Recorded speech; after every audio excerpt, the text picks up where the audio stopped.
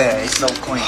Well, lucky thing for me, I had 3 6s. It's like a game of cards. The stakes are people's livelihoods and business profit margins. Looks like you broke your losing streak. Unions have won their employment case for 4 Uber workers at the Employment Court, Appeal Court, and now the Supreme Court. A Supreme Court ruling yesterday has confirmed 4 Uber drivers who first took a case against the rideshare company in 2022 are actually employees rather than contractors. That means they should get leave entitlements, holiday pay and a minimum wage. It's being hailed as a globally significant victory, with the rideshare company even acknowledging the decision could be far-reaching. So there's a handful of judgments around the world in favour of Uber drivers against the company. I think that ours is particularly strong because, it's come from our top court. It's a unanimous decision in favour of drivers. But the government is about to play its trump card. I don't think that one should count. Beg your pardon? I said, I don't think that hand should count. Legislation beats the ruling of any court, and in this case, the union's feeling of victory could be short-lived. Workplace Relations Minister Brooke Van Velden is the one holding the cards in the form of a bill that will redefine employees and contractors. Brooke Van Velden said in a statement to us this afternoon, "I respect the ruling of the court. This case highlights the existing grey area in employment and contract law that the Employment Relations Amendment Bill aims to address." There is real pressure, I think, from Uber now for the government to pass that. And remember, Uber met the Employment Relations Minister. The Workers' First Union says part of that bill comes directly from Uber's submissions. It's calling for the government to kill the Employment Relations Amendment Bill to avoid overriding the country's highest court. That's not likely to happen. Kia ora, I'm Alexia Russell, and today on The Detail, the legislation in the pipeline that could wipe out recent court-backed gains by workers against the international ride-sharing app company Uber. What's in the bill, and what will it mean for gig economy workers? My name is Simon Schofield and I'm a professional teaching fellow at the University of Auckland. So your specialty is law? Yes, so I teach employment law and advanced employment law in the Faculty of Law. Let's start with the recent Supreme Court decision and how Uber lost its argument that its drivers were independent contractors. Simon says it's always been a factor of employment law that the real or true nature of a work relationship trumps what might be written in a contract. So the legislation now requires the real nature of the relationship to be assessed. And the reason for this is because employers are quite cunning. So what they'll do is they'll set up their contract or in such a way that you get all the benefits of an employment relationship, but you call it a contractor relationship. And so the courts have wised up to this. And so they've said, well, the only reason the worker is signed up to this is because they want a job. And so the courts have said, well, if it looks like a sheep and it bars like a sheep, it probably is a sheep, even though you want to call it a dog. So that's why the legislation is set up the way it is.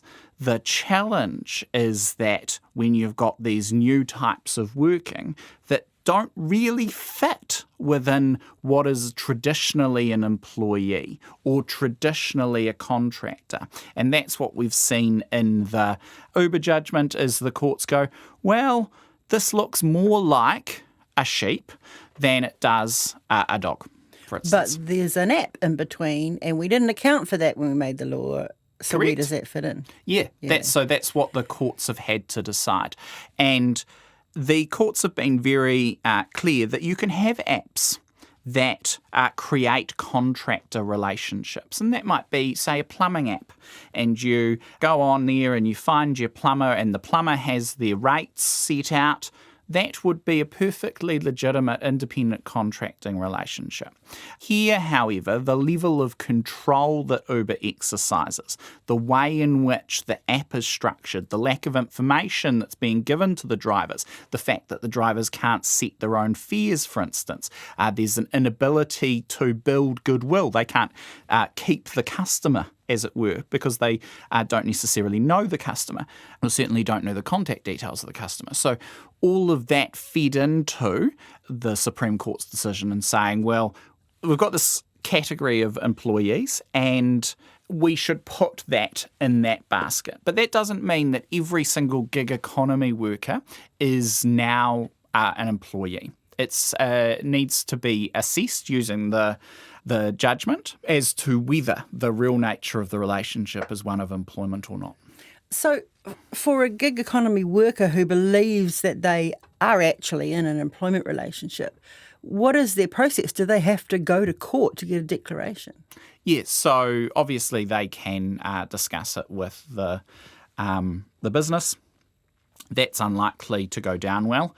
And so the next stage is they can either go to the Employment Relations Authority or they can go to the Employment Court. There's a specific provision which allows you to leapfrog to the Employment Court. And that's what the Uber drivers in this case did, assisted by, of course, the union. But if you are a sort of gig economy worker who's reliant on goodwill and getting the next job after this one, how likely are you to take the source of your income to court? It depends entirely on the nature of the work. What we do know from the judgment is there's a high level of control within that Uber taxi driving service, essentially, which meant that it tipped the balance into the employment relationship rather than being an independent contractor relationship. If, however, there is more flexibility within the app, i.e. they can set their own prices, they can secure their own customers, then you're more likely to fall into the independent contracting camp. Why do employers prefer people sign up as contractors rather than employees? There's a multitude of reasons, but the primary reason is it costs more. So to be an employee.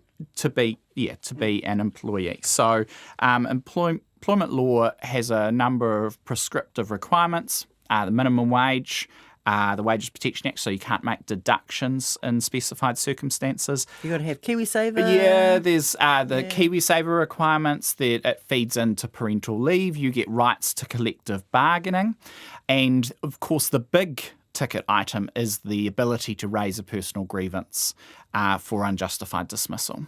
And that right can be worth quite a bit of money at the end of an employment relationship if things go pear-shaped. Over the past month, I've announced a high income threshold for unjustified dismissal personal grievances, the removal of remedies for personal grievances in cases where the employee contributed to the grievance.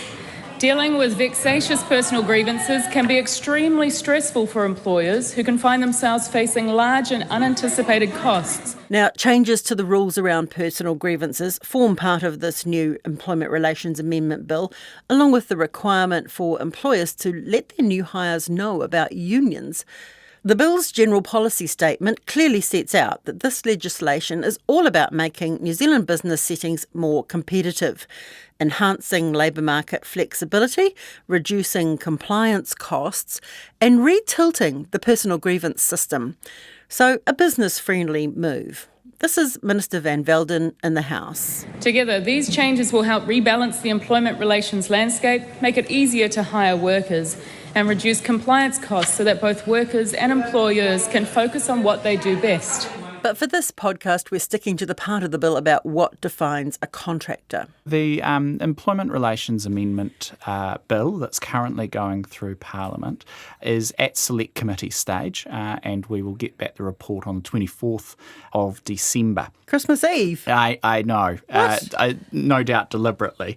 And that bill has a provision in it which excludes what's called specified contractors. And there's 5 requirements that are set out in the bill that are required to be satisfied in order for a person to be a specified contractor. If a person is found to be a specified contractor, they will not be an employee and the Employment Relations Act won't apply. You have to have a written agreement which actually sets out that it is an independent contract arrangement, that you're allowed to work for other people if you'd like to. You don't have to have set hours, but if there are going to be set hours, then you can subcontract out some of that work. and you can't be terminated for not wanting to take on an extra task outside of your standing agreement. The ACT Party campaigned on changing the law in this space and managed to get that in the coalition agreement with the National Party. So it has been foreshadowed for a long time. And to be fair to them, it's not unusual. So even the Labour Party had begun discussions about changing the law in respect of these what they termed vulnerable contractors. So those contractors that didn't speak English or had limited English, were relatively young, etc. So are you expecting any tinkering with the bill as it looks now? Absolutely. Well, in my personal opinion, I think they need to change parts of the bill. For clarity? For clarity. So Uber has said there should be amendments. Business New Zealand has suggested certain changes. The unions, of course, have said throw the whole thing out. I'm not sure that's the answer either. But I would hope that there are changes. There's a real tension between the written contract and how the relationship works in practice. And the tension needs to be worked out in terms of the legislation. No doubt, as I say, there will be more litigation and teasing out these issues. Can you see at the moment unforeseen consequences for other workers, perhaps, outside the Uber situation? Yeah, so the way in which the bill is drafted is really unhelpful in the sense that a lot of people who were seeking certainty, say you've got a locum at doctors, right, and they're traditionally independent contractors because they're coming and going. The way in which the specified contractor category works is that you can't set particular hours of work. Well, locums, for instance, have to have specified hours of work.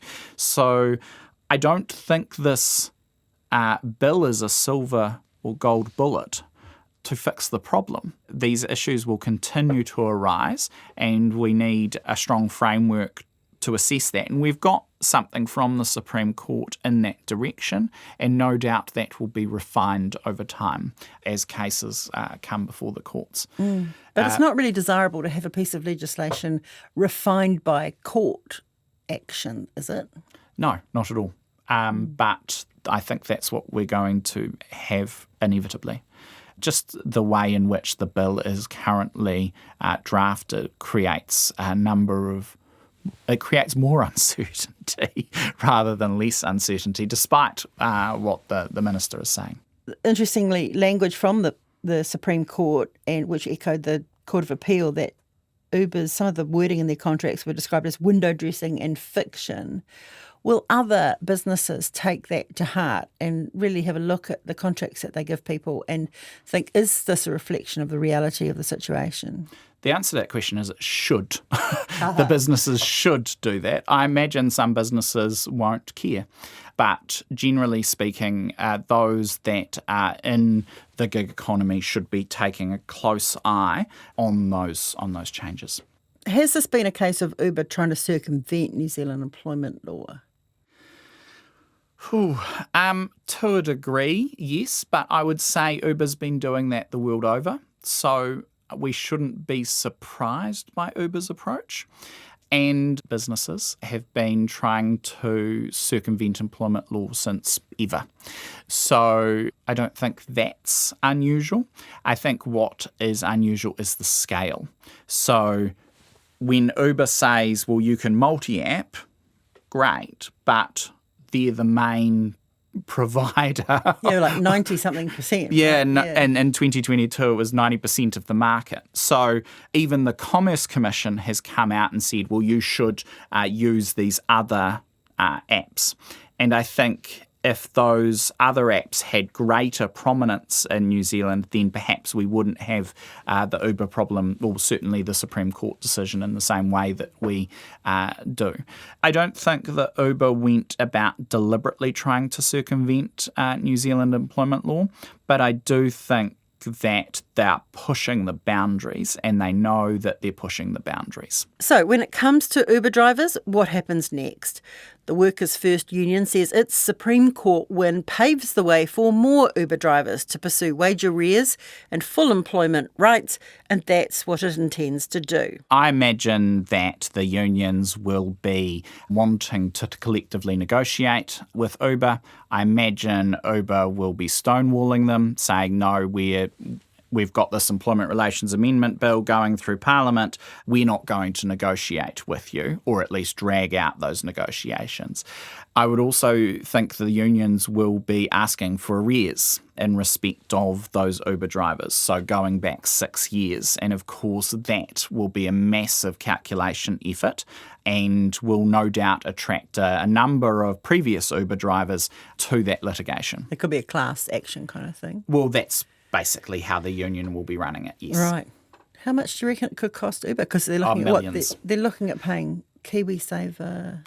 Yeah, so there'll be minimum wage issues, there'll be holiday pay issues, there'll be some KiwiSaver issues, no doubt. I'm not sure of the KiwiSaver situation.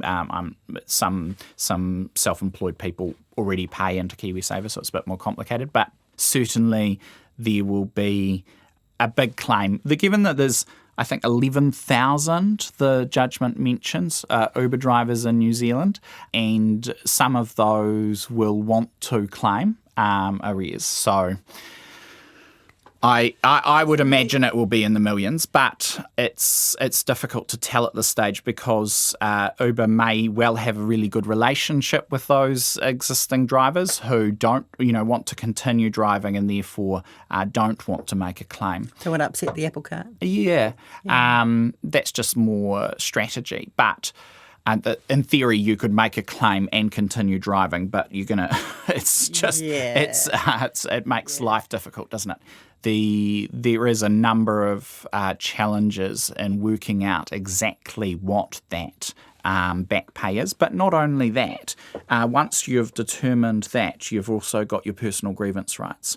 So anyone that has been deactivated from the app, and that's deemed to be unjustifiable. It will inevitably be procedurally unjustified, but substantively justified, i.e. they didn't have a good reason to deactivate. Just some annoyed customer did some that's right. review. Yeah. They took a long route and it cost a little bit more or something. Then they'll be entitled to both arrears of wages and compensation for humiliation, loss of dignity and injury to feelings. And if you've got that many drivers involved in this action, then that starts to add up. You mentioned the Employment Relations Amendment Bill. How does this change the whole landscape? So currently they'll still have the arrears issue, so that's not going to go away. But certainly moving forward, the specific provision creating that exclusion in relation to specified contractors, that exclusion is designed to deal with the gig economy workers as well as couriers. And my view is that the unions will be hot on the factors that are taken into account in considering whether or not someone is a specified contractor or not. That doesn't matter though, does it? I mean, this coalition government doesn't really care about what the unions think. What I'm getting at is going to tie them up in court for a long time. Because one of the Workers' First Union has said the bill, which appears to have been partially drafted directly by Uber, is that fair? So that's actually in the evidence. In the part of the regulatory impact statements or proactive releases that have been provided, they show that Uber had prepared their proposed amendment to the minister, and the minister has changed that slightly, and that is what appears in the Employment Relations Amendment Bill. I'm not too worried. I mean, it's not. Certainly previously we've had Warner Brothers in the Hobbit Amendment, which is a similar scenario. So I'm not too worried about Uber drafting it. I have more of a problem with what is actually drafted, because that creates a number of issues. My point being that when the Hobbit Amendment was done, they just created a definition of a film worker and then excluded that. They haven't done that in relation to Uber. They've instead created a series of factors to consider in whether someone is a specified contractor. And that's what I'm saying about the unions being hot on how those particular factors are interpreted. Okay, so because it doesn't only rely to rideshare app workers, you're saying that there are potentially other gig workers who are going to be very adversely affected by this bill. Absolutely. I think one of the challenges with the bill is that the minister has made it quite clear that certainly in the holiday leave space, that they're going to increase the current casual loading from 8% to 12%.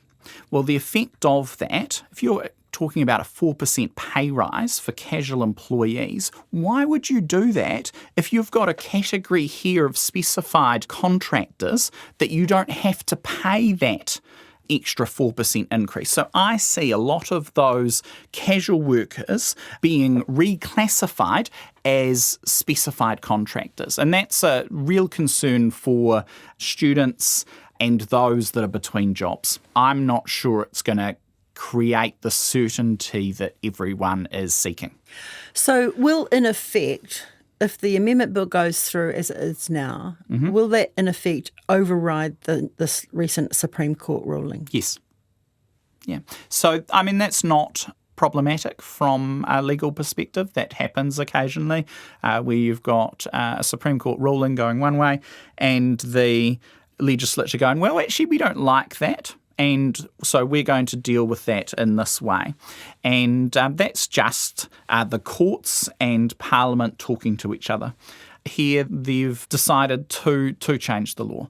I guess the question is whether that change of law is going to achieve what they want it to achieve. I think it's going to give rise to a number of other issues in this space. What sort of issues? Just a discussion as to whether the workers in those Uber-like industries are an employee or not. Because I think the unions will be emboldened by this decision to make those claims. To take advantage of that, though, they have to have the knowledge to join the union and the wherewithal to get that independent advice and the courage to stand up. You know, a lot of these people are, I agree. English is a second language, they're immigrants. They don't have that power. That is very true, but that's where the unions, of course, fill that gap because they're able to collectivise, get as a group, and then bring the action. And so the person isn't that individual anymore. They've become one of a group. And therein lies the issue. But Uber's confident that its workers are like being independent contractors. Certainly that's what we're hearing. But what this case shows is that not everyone's happy. The 4 drivers who've won their case may have put the brakes on Uber for now, but Uber may be looking forward to more favourable terms when this bill goes through. Simon says there's another factor to take into account. I mean, I do think that Uber still needs what I would call a social licence, right? So people need to use the app. They haven't boycotted the app because Uber is treating all their drivers badly. Clearly, some Uber drivers want to work there and are keen on working there or working for Uber. But there's also some that have been deactivated and they feel that they've been treated unfairly and they've brought proceedings in the Supreme Court. So that's the challenge, is that in order to operate as a business, they'll need that social licence and they'll need the buy-in from the customers using the app.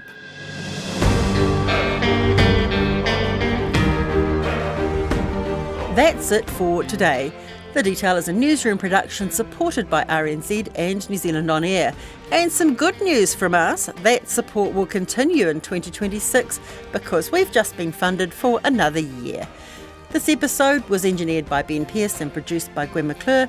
Thanks to Simon Schofield. I'm Alexia Russell and it looks like we'll be seeing you for a while yet.